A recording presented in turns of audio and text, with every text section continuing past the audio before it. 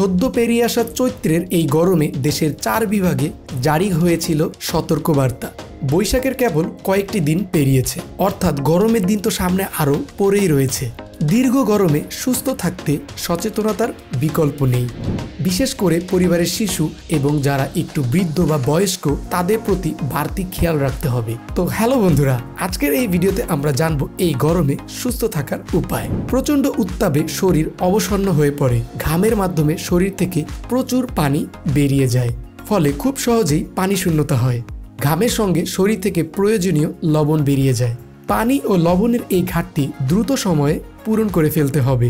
তবে প্রাণের তৃষ্ণা মেটাতে যেখানে সেখানে যা হোক একটা পানীয় খেয়ে নেওয়া কিন্তু ঠিক না। নিরাপদ খাবার, আরামদায়ক পোশাক এবং নিয়মতান্ত্রিক শরীরচর্চা নিশ্চিত করলে সুস্থ থাকা সম্ভব, এমনটাই বলেছেন ঢাকা মেডিকেল কলেজের চিকিৎসকরা।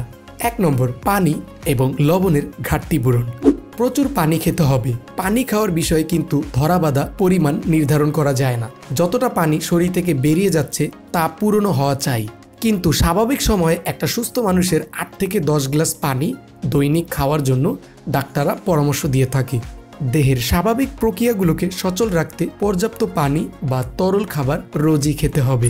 খেয়াল রাখতে হবে আপনি যাতে পানি শূন্য হয়ে না পড়েন। কেবল তৃষ্ণা পেলেই পানি খেতে হবে তা কিন্তু নয়, বরং পানি বা তরল খাবার খেতে হবে বারবার।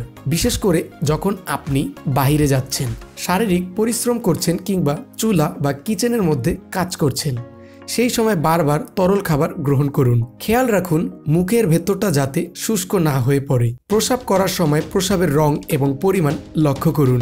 গাঢ় হলুদ রং দেখলে কিংবা পরিমাণে কম হলে বুঝতে হবে আপনি পানি শূন্যতায় ভুগছেন। বেশি ঘাম হলে ওর স্যালাইন বা সামান্য লবণ দেওয়া পানীয় পান করতে পারেন। 2 নম্বর, নিরাপদ খাবার এবং পানীয়। পথের ধারের পানীয় গ্রহণ করবেন না, বরং নিজের সঙ্গেই পানি রাখুন। তবে প্লাস্টিকের কোনো বোতল বা পাত্রে পানি বা পানীয় রাখবেন না। কাঁচ বা ধাতব উপকরণের পাত্র ব্যবহার করুন। একাধিক স্তর বিশিষ্ট ফ্লাস্ক বেছে নেওয়া যায় বলে জানালেন চিকিৎসকরা। সুস্থ থাকতে নিরাপদ পানি, পানীয় এবং খাবারের প্রতি জোর দিলেন চিকিৎসকরা। এভাবে হ্যাপাটাইটিস, ডায়রিয়া, কলেরার মতো মরণব্যাধি প্রতিরোধ করা সম্ভব।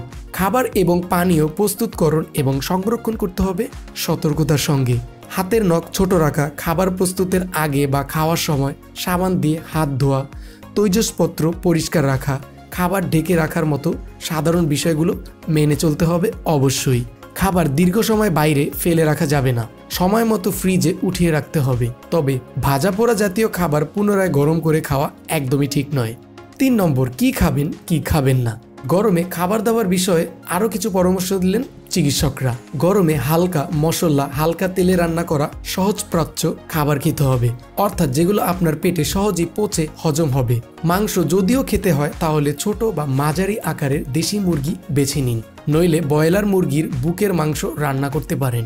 অন্য অংশ এড়িয়ে চলুন। পানীয় জাতীয় ফলমূল খেতে পারেন, খোসা সহ ফল খাওয়া ভালো। লেবু ও কাঁচা সালাদ খান, ফলের রসও খেতে পারেন, তবে চিনি মেশানো যাবে না। চা কফি এড়িয়ে চলতে ভালো। এই গরমের মধ্যে চা, কফি এবং ধূমপান থেকে এড়িয়ে চলাটাই একদম উত্তম। নিতান্তই যদি খেতে হয় তাহলে রং চা পান করুন, কিন্তু এই চা কোল্ড টি হিসাবে খেতে পারেন। কফি খেতে চাইলে দুধ ছাড়া ঠান্ডা কফি খেতে পারেন। এমন জায়গায় থাকুন যেখানে বাতাস প্রভাবিত হয়। আরামদায়ক সুতি পোশাক পরুন। বাইরে যাওয়ার আগে ছাতা নিতে ভুলবেন না। বাইরে লম্বা সময় কাটাতে হলে বাড়ি থেকেই খাবার নিয়ে যান। প্রতিদিন কয়েকবার করে গোসল করুন, এতে কোনো ক্ষতি নেই। শরীরের তাপমাত্রাটাকে স্বাভাবিক রাখার জন্য গোসল করলে একটা রাতে ভালো ঘুম হবে। তো বন্ধুরা, এই ছিল মূলত গরমের মধ্যে নিজেকে সুস্থ রাখার টিপস। তো ভিডিওটি যদি ভালো লাগে অবশ্যই চ্যানেলটিকে সাবস্ক্রাইব করবেন, ভিডিওতে একটি লাইক দিয়ে দিবেন। দেখা হবে অন্য একটি ভিডিওতে। সুস্থ থাকুন, সুন্দর থাকুন। ধন্যবাদ।